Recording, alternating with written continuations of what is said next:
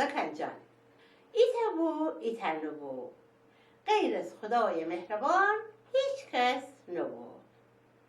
ایتا خانم کلاچه و آقا کلاچه ایتا ده میانی ایتا درخت بزرگ رو زندگی کردیده.